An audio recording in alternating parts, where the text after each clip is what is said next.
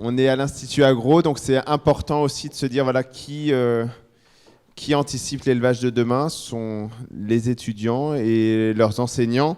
Et c'est pour ça qu'on a le plaisir d'accueillir voilà, un certain nombre d'étudiants autour d'Anne-Lise Jacot, qui est enseignante-chercheuse en production animale. Et ils vont nous présenter une étude qu'ils ont conduite ensemble, et notamment avec le soutien de la chaire Futur d'élevage.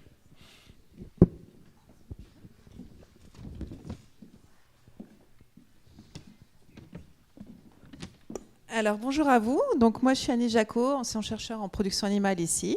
Nos étudiants vont vous présenter une étude qui a été menée dans le cadre du projet CASDAR en tract, dont l'Institut Agro est un des partenaires. Et ce CASDAR vise à apporter des connaissances et des outils pour accompagner les éleveurs, mais aussi leurs encadrants, on va dire, dans la transformation de leurs pratiques et leurs systèmes pour répondre aux enjeux sociétaux. Et dans le troisième action de ce projet, qui vise à explorer les actions collectives, on s'est dit que ce serait intéressant d'aller voir à l'étranger ce qui se faisait. Donc du coup, nos 21 étudiants de la dominante élevage, filière et territoire, des spécialisations sciences et ingénierie en production animale et aussi du master sciences de l'animal pour l'élevage de demain, ont été réalisées des enquêtes auprès d'acteurs des filières en Italie, en français, en anglais, en italien et un peu des trois parfois.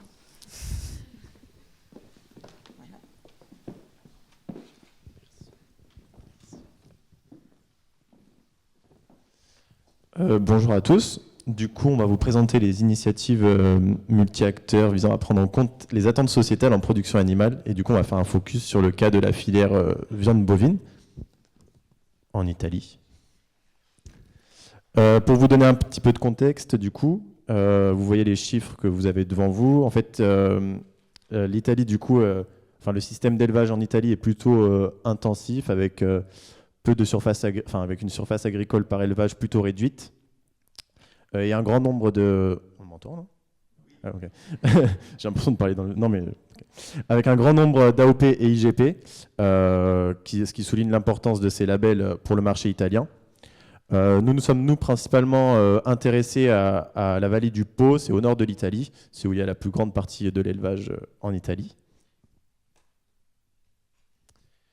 Donc en Italie, il y a deux systèmes majeurs d'engraissement. Donc le premier qui est en cycle ouvert, ça représente 90% de l'élevage italien. C'est l'équivalent du système engraisseur en France, avec les produits qui sont vendus en circuit long et une intégration des produits, une intégration des industries agroalimentaires qui sont très présentes du début de l'alimentation animale jusqu'à l'abattage et la distribution des produits.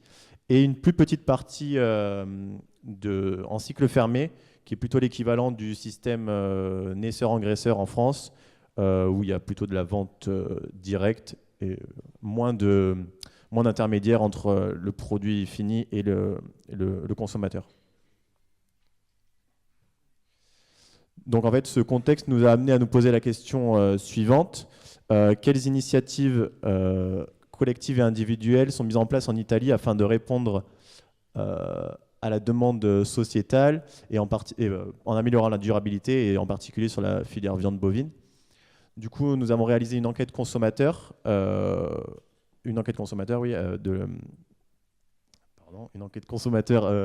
vis-à-vis de la population italienne et une enquête terrain avec des acteurs professionnels qui nous ont présenté leurs initiatives du coup, pour répondre à cette question. Pour notre enquête consommateur, on a collaboré avec Altro Consumo, c'est l'équivalent de 60 millions de consommateurs en France. Donc c'est une organisation de consommateurs très importante en Italie. Cela nous a permis d'obtenir 1008 réponses de consommateurs italiens, donc c'est pas un chiffre à prendre à la légère, c'est quand même assez important.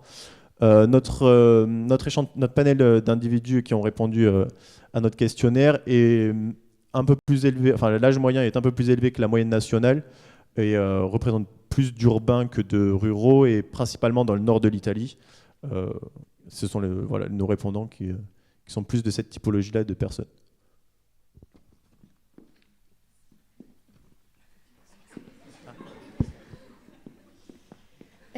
Du coup, ce questionnaire est composé de 23 questions d'une partie sur la perception des consommateurs sur les conditions d'élevage et aussi sur la vision qu'ils ont de l'élevage de demain. Et de l'autre partie, on a plutôt des questions sur leurs habitudes d'achat et de consommation, mais également les points de vigilance et les valeurs qu'ils ont lors de l'achat, ainsi que la confiance qu'ils mettent envers les différents signes de qualité. Et donc pour commencer avec les perceptions, nous avons pu voir que 55% des interrogés pensent à raison que l'alimentation des bovins est achetée en dehors de la ferme. Pour ce qui concerne le nombre d'animaux par ferme, 30% des interrogés pensent que c'est un nombre qui se situe entre 51 et 100 animaux par ferme. Et 26% des consommateurs pensent que c'est plutôt un chiffre entre 100 et 300 animaux. Il faut savoir que ces gammes de chiffres sont inférieures à la moyenne de la ferme typique italienne. Et en termes de conditions d'élevage, 40% des interrogés pensent que les animaux sont nés en Italie et ont un accès à l'extérieur qui va être limité. Et 26% des interrogés pensent qu'ils sont nés en Italie également, mais qui n'ont pas d'accès à l'extérieur. En termes d'attente maintenant, 68% des consommateurs interrogés pensent, ou du moins souhaiteraient, que l'alimentation soit faite à partir d'aliments naturels et qui soient aussi produits sur la ferme. 77% d'entre eux aimeraient que l'origine soit stipulée sur les produits qu'ils achètent, l'origine de la viande. Il y avait aussi des questions sur l'élevage idéal. Et donc, à cette question, 54% des répondants aimeraient que l'élevage idéal pour eux soit respectueux de l'environnement. Et 51% des consommateurs aimeraient que les animaux aient une possibilité d'avoir un accès à l'extérieur. Et enfin, en termes de valeurs importantes à leurs yeux, la provenance italienne et le bien-être animal sont les valeurs qui sont le plus ressorties, avec respectivement 54% et 52% des consommateurs. Et pour ces mêmes valeurs, les Italiens se disent prêts à payer plus cher de 10% pour 30% des Italiens pour ces deux valeurs, et jusqu'à même 20% plus cher pour le bien-être animal, pour 24% des Italiens. On vous propose maintenant de nous intéresser à l'enquête qui a été menée donc sur le terrain auprès des divers acteurs. Donc on a rencontré 27 acteurs plutôt dans le nord de l'Italie. Les acteurs qu'on a rencontrés permettent de balayer une grande diversité de la filière, donc en partant du producteur jusqu'au le financeur.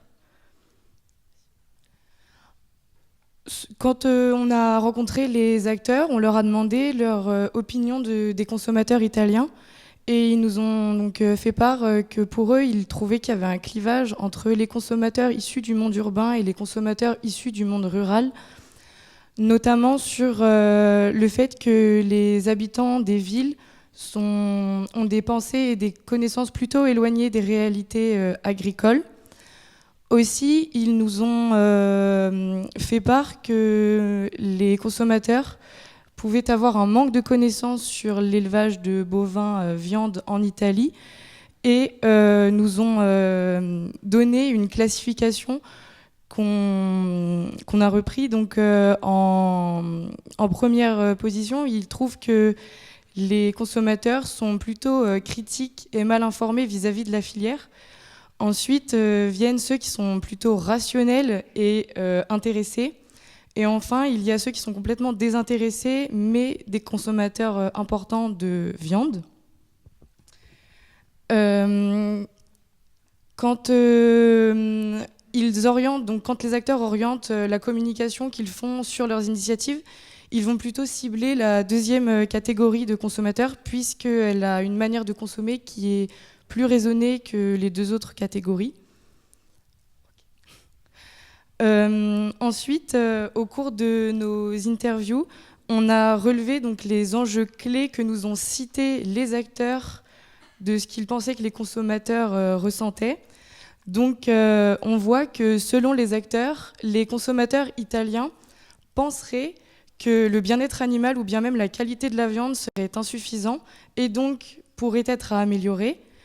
Ensuite, on remarque aussi que beaucoup des acteurs pensent que les consommateurs penseraient que La confiance dans les labels italiens serait à retrouver et l'agriculture durable pourrait être à développer.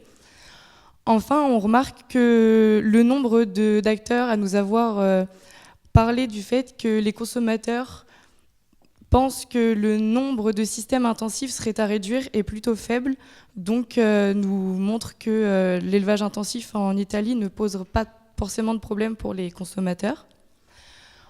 De manière générale, on observe que,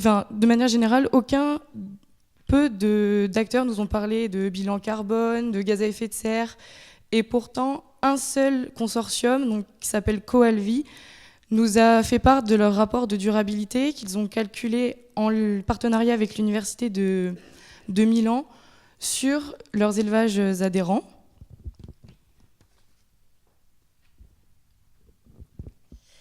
Et donc, comme nous l'a dit Lorraine, en Italie, on avait plutôt une communication qui était ciblée vers la deuxième catégorie des consommateurs, donc qui était plus raisonnée et informée.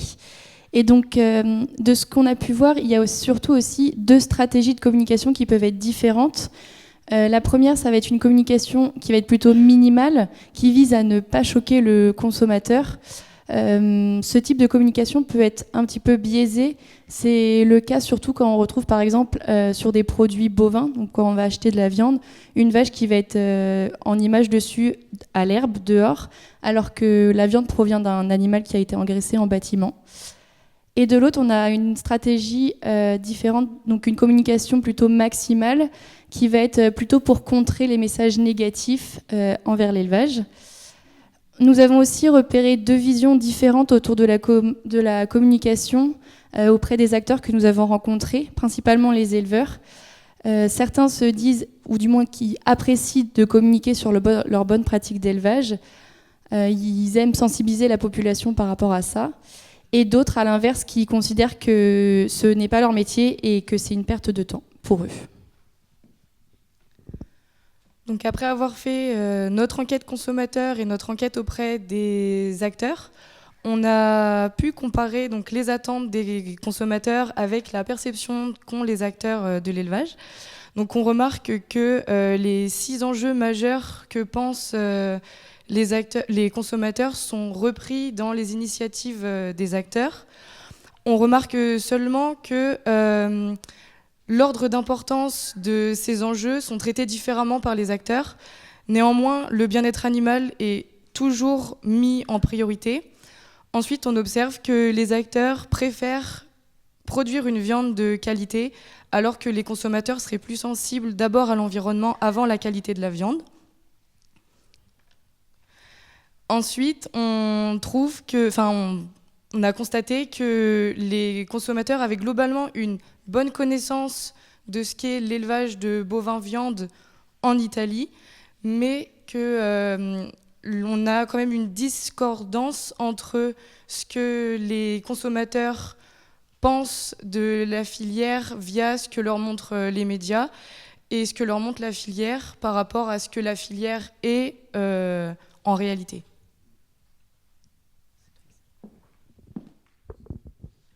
Du coup, on retrouve 3 grandes typologies à succès présentes en Italie, des typologies d'organismes qui sont organisées sous différentes échelles d'organisation et avec différents objectifs.